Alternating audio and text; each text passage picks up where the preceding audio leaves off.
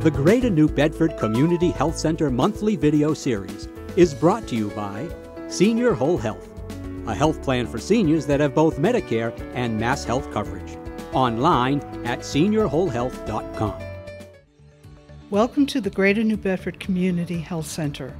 We will be presenting a series of seminars which we hope will inform the community and our staff about the benefits which are available to the people that we serve.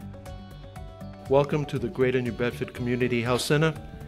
This is a fourth in a series of, I feel, instructional seminars to the senior community, the seniors at large, Greater New Bedford, and the seniors groups. We are very, very grateful to Senior Whole Health for helping us sponsor this program. It's my pleasure to introduce the fourth in the series, Ms. Kim Ferreira, nutritionist for Coastline Elderly. Kim? Thank you for having me. And today I just wanted to talk a little bit about what are some of the nutrition services that we provide at Coastline, and then also talk a little bit about some general, healthy tips for the older adults. And then time for questions. So first, Coastline Elderly Services. For those of you who do not know who we are, our mission is to enhance the lives of seniors, caregivers, and those similar needs by assisting them to remain independent through a tremendous amount of services. Those of you who have worked with Coastline know there are a million different things that we do. Anything from home care services, money management, fuel assistance, options counseling. We have a senior aid program that gets seniors into the work field. We have a family caregiver program. We also have a foster grandparent program, which puts seniors into the school systems, which is a great program. Our service area is Acushnet, Dartmouth, Fairhaven, New Bedford, Marion, Mattapoisett, and Rochester. So like I said, today we'll focus on just nutrition. So some of the services available, which I'm going to talk about, are our Meals on Wheels program. We offer a liquid supplement program. We also have the SNAPS program. We also are involved in the Senior Farmers Market Coupon program, and a little bit of the things that I do in the community, which is a lot of outreach and nutrition counseling.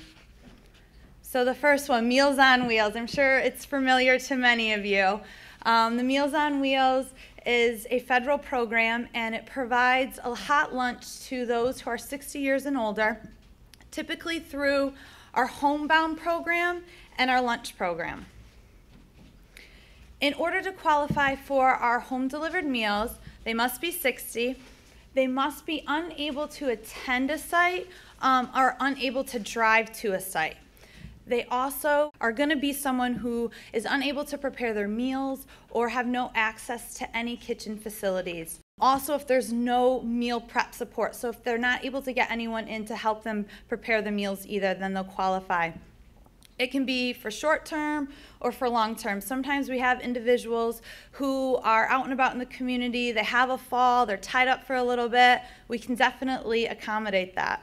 It's typically started either, friends or family or the client themselves will call through a self-referral, or we get tons of different referrals from out in the community. Clients are typically first visited by one of our case managers or an outreach worker. They do a full assessment before they start meals. And that's also a great opportunity for them to see if there are any other services that they might be able or are in need in if they haven't had any of our services already. The benefits, there's no income requirement. We just ask a voluntary donation, which is typically $2. The other benefit is they get a meal 5 days a week. Some clients through the assessment will get some on the weekend, and we do have, through a grant, some of our clients do get some breakfast.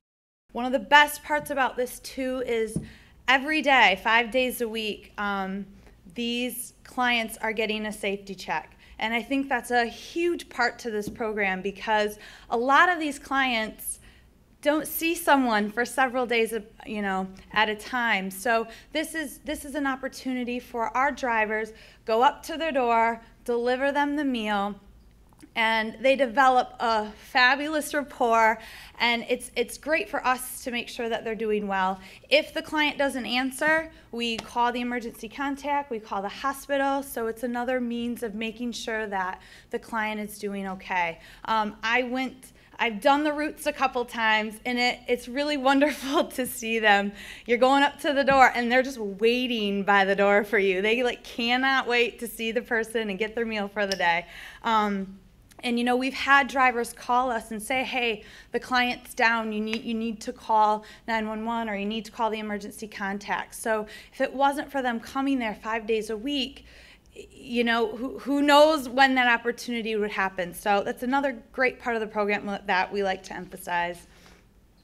With our Congregate program, again, you have to be 60 years and older, or you have to be accompanied by a spouse who is 60 and older.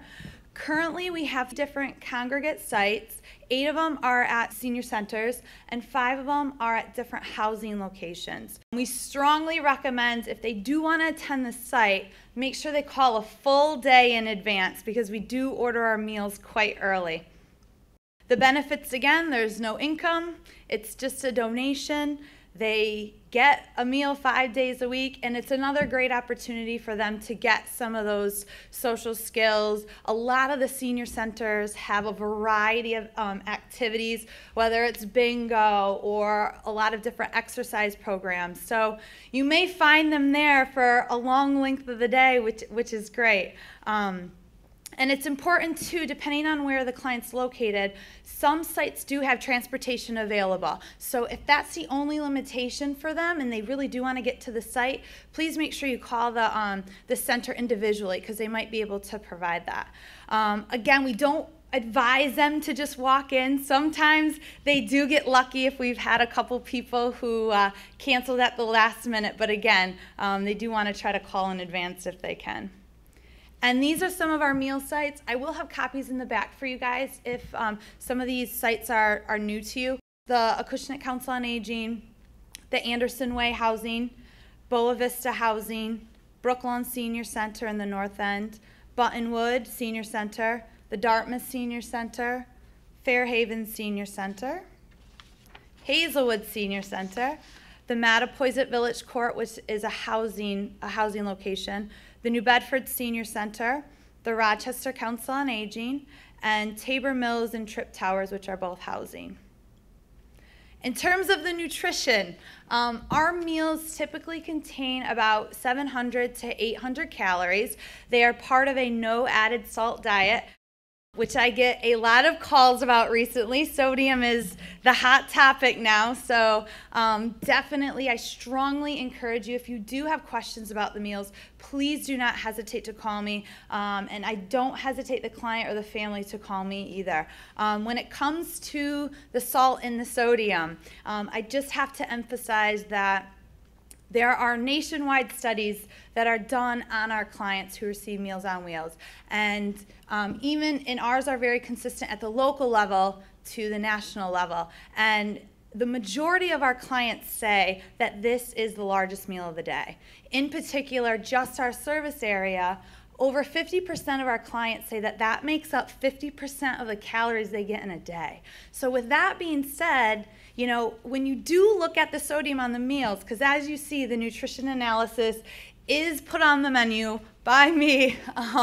So instead of just assuming, that it could be high, we really have to take into account that this is going to be the bulk of the nutrition that they're going to get for the day. And it is individualized. Most of the clients that I talk to are eating a very minimal breakfast. It's very common for them to say a piece of toast and coffee. And at dinner, it may just be some crackers and a sandwich. Obviously, we need to evaluate on an individual basis, but most of the time, these meals very appropriately fit into their day based on what they're getting. And one of my biggest concerns from a nutritional standpoint is when we do have clients cancel because of the sodium, I'm very concerned at what are they eating in replace of this? Because there are many foods out there that we don't realize how much sodium is. The common phrase I get is, I do not add salt.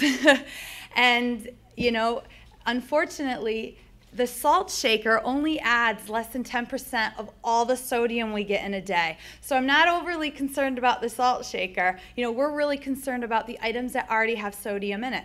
The infamous, you know, ready-made oatmeal packets, believe it or not. So there's items like that the consumer may not realize how much sodium they're getting. And quite often than not, our meals include the protein, the starch, the vegetable, the dessert, which more often than not is a fruit, a piece of bread, a milk, and a little piece of butter. So they're getting quite a balanced meal considering what some of the sodium is. But our caterer does not have salt at the building, so it's not an ingredient that we put in them. The fat is, you know, with national standards, 30 to 35% of salt, and 1/3 of the daily nutrients. So we do have to make sure we're getting appropriate calcium and vitamin C and vitamin A, and it's just one of those things to note because we do try to keep it a very balanced meal. If you do have clients who are on dialysis or having dysphagia problems, we can offer renal meals and pureed meals as well.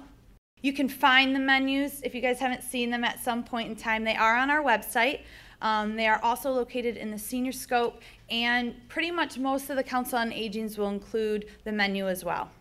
The home delivered meal clients will get their menu delivered to them personally on a month-to-month basis.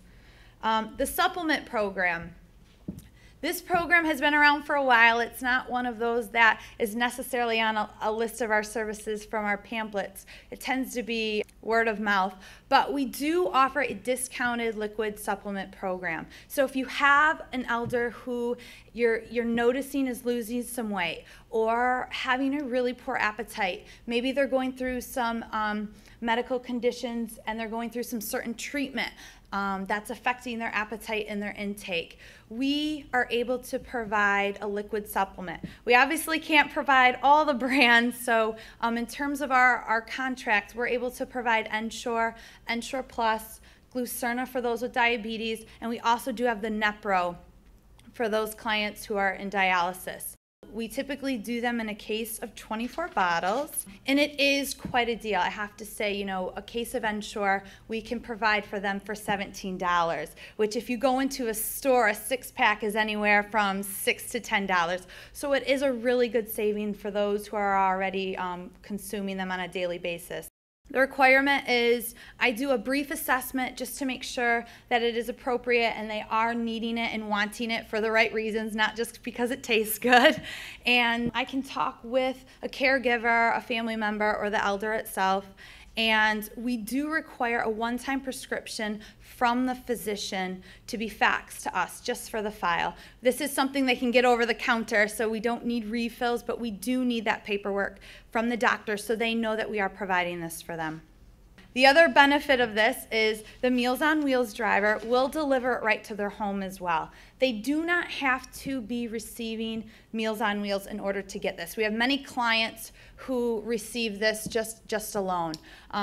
We're very, very flexible. You can pick it up. You can have other arrangements made, but it's great that it can come right into the home. Payment is very flexible, just so they know. It can be mailed to us. They can get paid at that time. And really, it's up to them or a family member or a caregiver to call me when they need more. So it's just when they run out. It's not a scheduled delivery. And I like to emphasize that because a lot of times they'll forget to call and they forget that they can still get it. I will screen upon assessment if they're available for any grants. We do have a couple options for women and for men. Again, it's self-referral, or if there are any different community agencies, the referral can just be placed to myself, and that's my contact information. The SNAPS program, the Supplemental Nutrition Assistance Program. This was the program previously known as the food stamps. We have a person at Coastline through the community mainstream. She will go into the elder's home and assess everything and actually help them fill this paperwork out, which is a huge resource. Her name is Pat Foster. Like I said, there is brochures in the back about the SNAPS program and her contact as well. The requirements, 60 years or older. It is income-based. However, she will not assess their assets. And it is very, very strongly recommended that they keep all receipts that have to do with their medical care, because those can all be deducted from their income and can make a big difference as to whether or not they're able to get approved for this or not. Sometimes there's a little bit of a stigma behind it, and sometimes they're overwhelmed by the paperwork, or they have that misconception that it's a huge amount of paperwork to do this. And believe it or not, a lot of them that get denied, it's because they didn't fill it out right. So it's great we have somebody here that's willing to take the time to go through everything for them and make sure everything is complete. The last little thing I'll note is we do offer every summer, if it's awarded, a senior farmers market coupons. But if it is awarded through the government, we will distribute them every July, just to have, keep in the back of your mind for next year. They do have to be 60 years or older.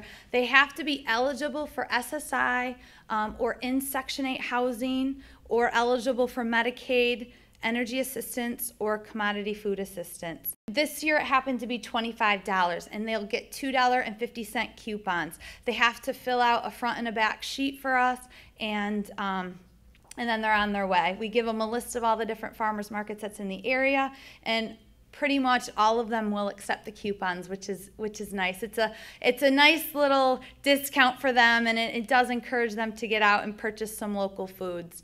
So the recommendation is we will give them to all the senior sites. So if they just call them, sometimes they'll just get put on a waiting list, and when they're in, they'll get distributed. There is a selected number of resident housing as well that will get them.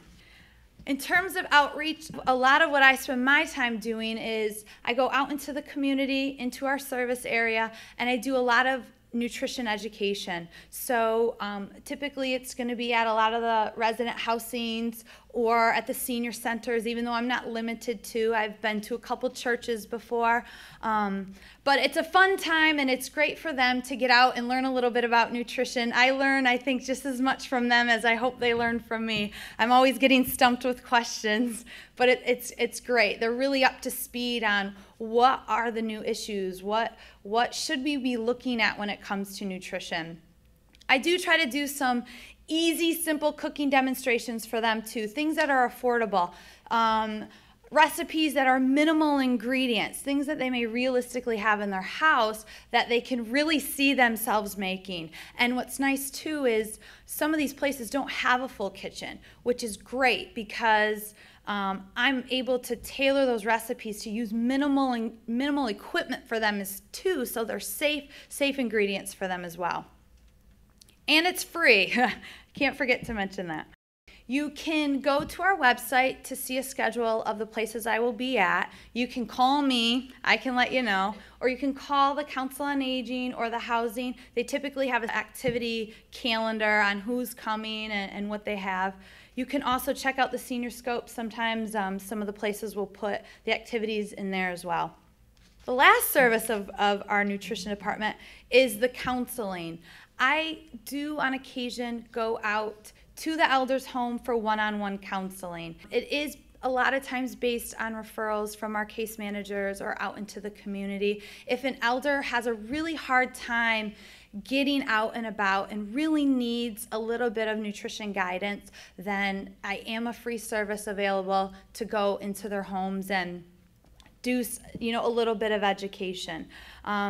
If it's someone who may need a little bit of a refresher on diabetes, if there's someone who's had it for a while but just kind of needs a little bit of a refresher, or if it's a family member who needs some ideas and tips who take care of the elder, then you can definitely call me. If it's somebody who may need some weekly visits, then, I know you guys have a dietitian here and there's some other in the community that might be a bit more appropriate. But if you anticipate somebody who just needs some basic guidance, maybe to just talk on the phone or be seen a time or two, then I'm definitely here in the community.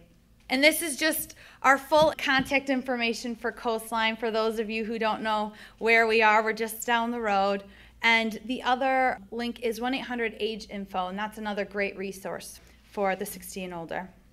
Switching gears, I just want to talk a little bit about some basic nutrition information for the older adult and how they can age very healthfully. As we know, there are many physiological changes that are associated with aging. There's a lot of social issues that arise that really make the older adult much more susceptible to nutritional and health concerns. Unfortunately, these changes are uncontrollable, and some are not very desirable. The first one is body composition. As we age, we naturally tend to lose muscle mass and increase fat mass, and that in itself will decrease the amount of macronutrients that we need. There's a decline in metabolism, again, making a shift in the amount of nutrients that we need on a daily basis. There's a decline in our immune system, and this is unfortunate because it will make elders more susceptible to infections and different disease states. Changes in our GI tract. As we age, we just don't produce the amount of acid as we used to, and that will affect the availability of certain nutrients like folate and B12, and it will make a big impact on the ability to absorb calcium carbonate. I know a lot of clients are on calcium supplements, and unless they're on maybe a little bit of a better choice, they can hopefully avoid that. Dental problems. Many people have ill-fitting dentures or have loss of teeth, and that not only affects their ability to eat, but also what foods they're able to choose. And sensory losses. Big ones, appetite and thirst. Other issues.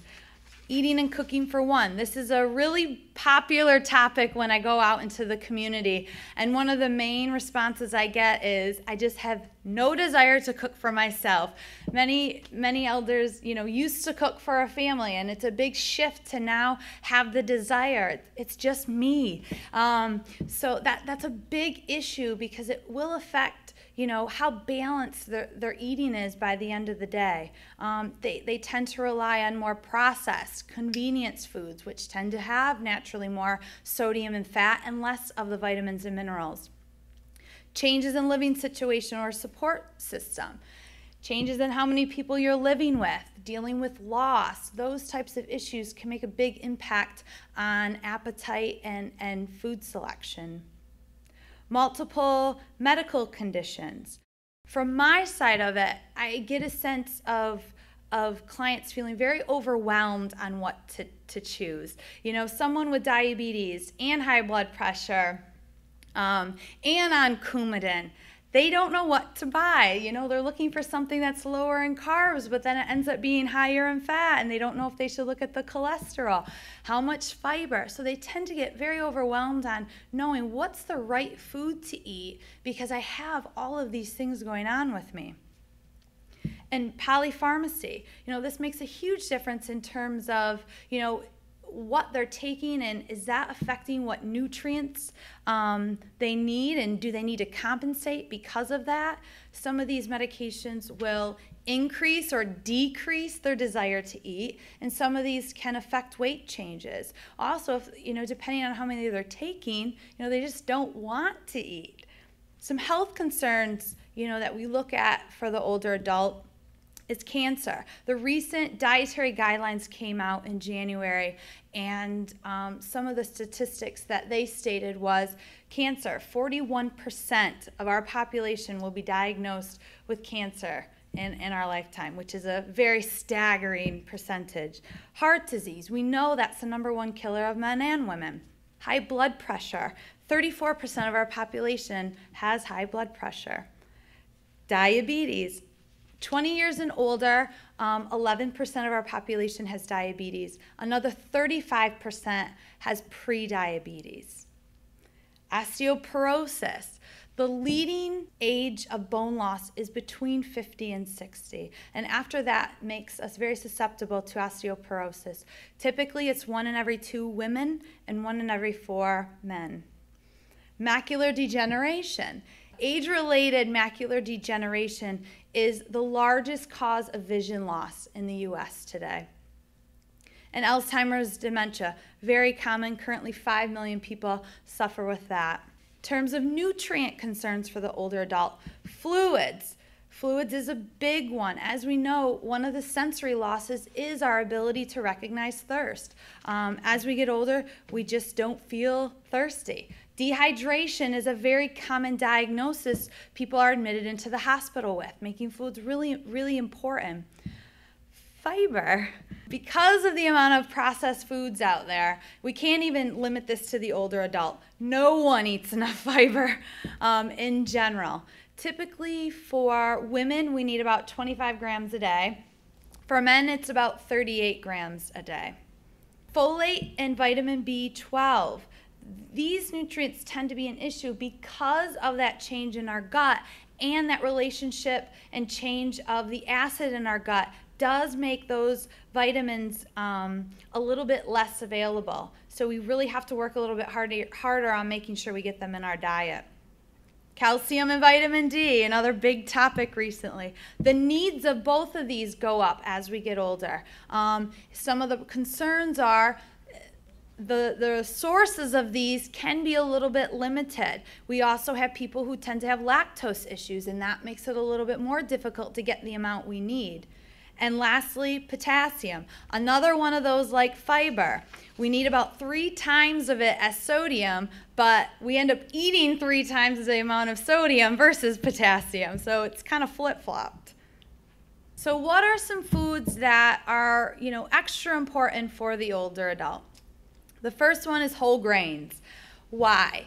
If something is a whole grain, that means that the entire kernel of that grain is intact. And why that's important is that sections of that whole grain contain some key nutrients. So when you have something that's whole grain, you automatically know it's going to be a good source of fiber. It's going to contain a rich source of B vitamins, including folate. Where do we get our whole grains? Oatmeal, which is one of the cheapest and healthiest items that we can choose in the whole grain category. Whole grain cereals, there's whole wheat breads, there's a huge source of these things, crackers and pasta. Some of these items are becoming a lot more affordable now too, which is great.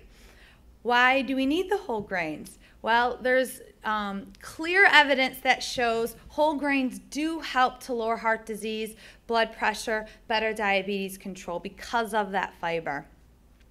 The goal is that we need 6 servings in a day, and we want to try to get half of them from whole grains. So if the older adult can get at least 3 servings of whole grains in a day, then they're doing well. Our Meals on Wheels program, we do offer whole wheat bread or whole wheat rolls 3 out of the 5 days. That's based on our guidelines. This topic can be a bit tricky. When I've gone out into the community, a lot of clients can get very overwhelmed on the food marketing aspect and not really know whether or not they're getting something with whole grain. So my best advice is go to the ingredients and make sure that whole is in the first word of the ingredients. Skip all the other words on the box because it can be very deceiving. Rye and pumpernickel most of the time, unfortunately, are not a whole grain, and they're colored with molasses and caramel coloring, which can, again, be a bit tricky. So if the first ingredient has the word whole in it, they know they're on the right track. The next superfood, not shocking, are fruits and vegetables. Why? They are loaded with potassium. They're also a good source of fiber. They're loaded with vitamins, minerals, and antioxidants, and it's a great way to get some of those fluids. So if you're having a consumer who just really has a difficult time drinking liquids, encouraging more fruits and vegetables is another way for them to make sure they're getting enough fluid that they need in the day. All fruits and vegetables are wonderful and need to be included. A couple different groups that I'll mention today are, in terms of fruit, The dark skinned fruit, like berries, have recently really been on the top of the superfoods list. I think blueberries have been the #1 fruit for antioxidants for the past couple years now. The other thing about berries, which is great, is out of all the fruits, we know fruits have sugar. So for a diabetic, they have to be a little bit careful on their servings. But based on serving size, berries tend to be the lowest in sugar. So compared to a small banana, they can typically eat about 1.5 cups of berries for the same amount of carbs. So they get a lot more out of it. In terms of vegetables, the dark green leafy vegetables are the way to go. So those of you, and those of the clients that like kale and spinach, Brussels sprouts, collard greens, broccoli, those tend to contain a lot of nutrients, which I'll get into in the next slide. The challenge with this is if there are clients who are on Coumadin, then we do have to do some additional education there, and it may limit their consumption with that. But overall, fruits and vegetables pretty much help to control every disease state, keeps our heart healthy, it helps with blood pressure. Certain antioxidants in fruit and vegetables have been shown to be protective in cancers and Alzheimer's, and they're a great addition for diabetes control. The other things that I wanted to note with the dark green leafy vegetables is with macular degeneration, there's a lot of money going into research right now about macular degeneration. And what some positive research they found so far is there's an antioxidant called lutein that they have found is very protective against age-related macular degeneration. And fortunately, these dark green leafy vegetables contain it. They also contain a nice source of folate, a little bit of iron, and some calcium. So for those who don't get a lot of dairy, making sure they pump up their dark green leafy vegetables is another way for them to get some calcium. It's a much lower source. We know milk is a rich source. Just to give you an idea, in order to get the calcium for your day, you'd have to eat like 17 cups of broccoli. So it's a lot of broccoli, but it does have calcium versus some of the other fruits and vegetables.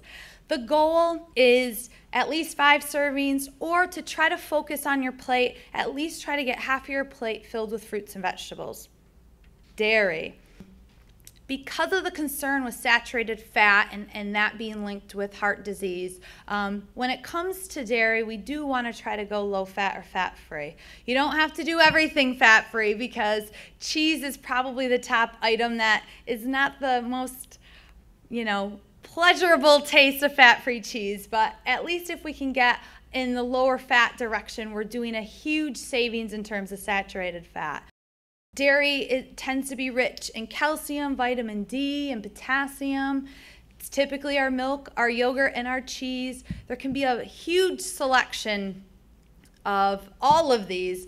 And I know with yogurt, it depends on the client, but if they can do something that's on the lighter side to control the sugars, and just look at the calcium, because the Greek yogurts tend to be very popular nowadays, and they are loaded with protein, but some of them don't tend to be as high in calcium. So it is important to just take a look at them, especially if these items are one of the few things that they eat for calcium.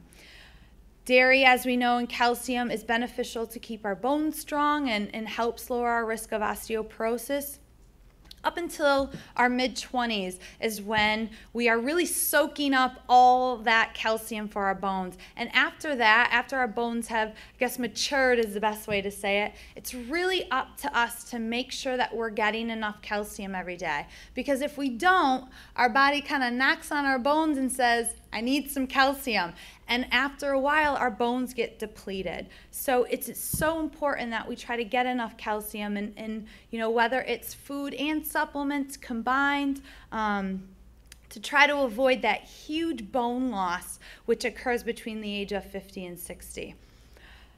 If people are lactose intolerant, there are soy-based yogurts, there's soy-based milks and almond-based milks. There are some fortified foods such as orange juice. There's also a fortified pasta out there, believe it or not, where you can get the same serving of calcium in a glass of milk as a cup of pasta. So there are some other items out there besides besides the milk substitutes. The goal is 12 milligrams of calcium, or about 4 servings a day, and the vitamin D right now is about 800 international units. Which brings us to the next one, still relating to vitamin D, is fish and seafood. In terms of our protein sources, we tend to be very high in red meat and poultry and very low in fish and seafood. But these items are so rich in the healthy fats, the omega-3 fats, and they're also one of the very few sources of vitamin D that we can get. So, it's salmon and tuna, mackerel, sardines, cod, scallops, shrimp, clams. Some of the more oilier based fish are going to have a higher amount of omega-3 and vitamin D, but that's not to say these other seafood items don't. It's a great way to mix up your protein sources and get a little bit of that omega-3 and vitamin D, which we all tend to be a little bit deprived of. And the omega-3 fats, in terms of research, has tremendous amount of links to being anti-inflammatory. So it helps with things like arthritis. There's a great amount of research that links brain health to omega-3 fatty acids as well. I get a lot of questions about incorporating seafood and fish and mercury, and really for the older adult, they're not really in the high-risk population, so mercury isn't as much of a concern for them. They would really have to be eating a lot of fish and seafood. And in terms of like canned tuna, they would have to be eating at least a can every single day, which I would hope most of them aren't. So I can't say it's difficult to get too much mercury, but they would have to be eating an abundant amount of it. And encourage them to get canned tuna or canned salmon if cost is an issue, or if getting out into the markets and grocery shopping, if they're not able to do that as much. Those items are just another way to get that in and save a little bit of money. And 2 servings a week is ideal, 2 3-ounce servings. Nuts and seeds. I threw these in here because in terms of the fat that we get in the day, it's important that our fats come from plant sources. So nuts and seeds contain a rich source of unsaturated fats, and one of the few foods that have vitamin E, which is another antioxidant. These are pecans, pine nuts, cashews. Just to know a couple of these, almonds do have a little bit of calcium in there too, so that's another way to get the calcium in without having the dairy. And walnuts and flaxseed are a great source of getting some of your omega-3s as well. Sometimes nuts and seeds are limited for the older adult, especially if they're having dental problems. Flaxseed, ground flaxseed specifically, is a great way to take advantage of some of these nutrients, and it's all ground up in a powder, and you can very easily sprinkle it on your yogurt or your cereal, mix it in if you're making different baked breads or something like that. It's an excellent source of fiber as well. So something for them to try if they want to try to incorporate these foods but have a little issue in terms of dental. These have been shown to be very helpful for our heart and our brain. Probably the biggest limitation is that little serving size down there. 1/4 of a cup or an ounce is what's typically recommended for a day. And it's a little difficult to do 1/4 of a cup. For those of you who like to have nuts and seeds, take 1/4 of a cup out and put that in your palm. It's not very much. So it's very easy for us to take an item like this, which is loaded with nutrients, and overdo it, because it is a rich source of fat. So we do have to be careful that we're not eating 3 to 4 servings of this, or we're completely defeating the purpose. The last one, beans and legumes. They are extremely rich in fiber, protein, folate, potassium, and iron. And they're not the green beans, it's the pinto, the black beans, the chickpeas, the cannoli beans, and navy beans. from a dietitian standpoint, I think these foods are very underappreciated because they are such an excellent food for diabetics. They have a great combination of carbs and protein, and with the fiber, creates a nice slow release into their bloodstream to help prevent those huge spikes. They're very, very excellent for heart health. It's very common for people to stay away from them because of maybe GI issues, but a good rinse on beans will get rid of almost half of the sodium if they are using canned beans. And the rinsing will help with some of those GI discomforts if that's what's preventing, them from eating it. And there's really no recommendation for how many beans you should have, but trying to incorporate that, maybe mixing up your proteins or your meats in the week with a meatless day.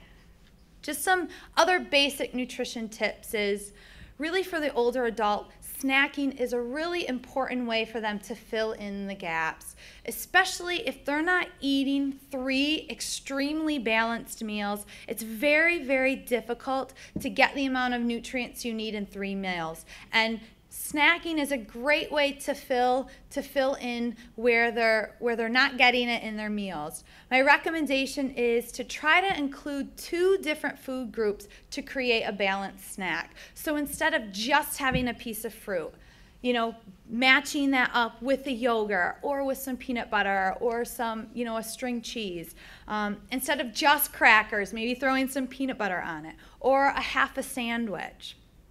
It's also important to distinguish between a snack and a treat. I know growing up when I thought of snacks in between my meals, I thought of Little Debbie's. This really is eating foods in the food group. If they want a treat, call it a treat. Have it part of their dessert for their meal. But the snacks are really a time for them to be eating food that has some other nutrients in it besides just the calories and the carbs and the fat. In terms of cooking for one and living alone, because it's very common for someone living alone to envision the meat and the starch and the vegetables. And I recommend redefine a meal. And especially in the summer heat, a lot of people don't want to be using their stoves and sometimes they just don't feel as hungry. So thinking of almost a glorified snack and adding another food group in there so that it doesn't need to be that structured meat and potato and veg, but that it still is balanced in terms of nutrients. So maybe it would be a bowl of cereal with some berries in it, or maybe it's a sandwich with a piece of fruit. Maybe they take the peanut butter crackers and then they add a container of yogurt. It may not be huge, but if they are including snacks with it and they're incorporating multiple food groups, at the end of the day, they're going to have a lot better chance of having more of a balance in there. And it may not seem so daunting that, they have to cook this typical meal that we think of. The other tip is, trying to make eating a social event. We know food is very social. And if you do have a client who lives in the housing, that's a great way for them to collaborate with some neighbors and, try to make eating a little more of a social event. Taking turns cooking or going over their neighbor's house to eat. Hopefully that will be a way for them to maybe get a little bit motivated to cook. And have them ask health professionals or, have friends or family help them to go online. I know a lot of consumers aren't necessarily the most tech savvy and get on the computer, but there are a ton of resources for cooking for 1 to 2. You can most certainly call me. I have a laundry list of resources as well. And I put together a little cookbook, and I have a few copies back there. Feel free to take them. The last tip is to utilize community programs such as the Meals on Wheels program, encouraging them to apply for the SNAPS program, and in the summertime, picking up the farmers market coupons just to hopefully try to lower the food costs a little bit throughout the year. So, any questions? No? Well, thank you very, very much. This was a great seminar by Kimberly, and thank you very much. I know it was very instructional for me, and I'm sure for our audience, and I hope for our audience outside. Thank you very, very much, and have a good day.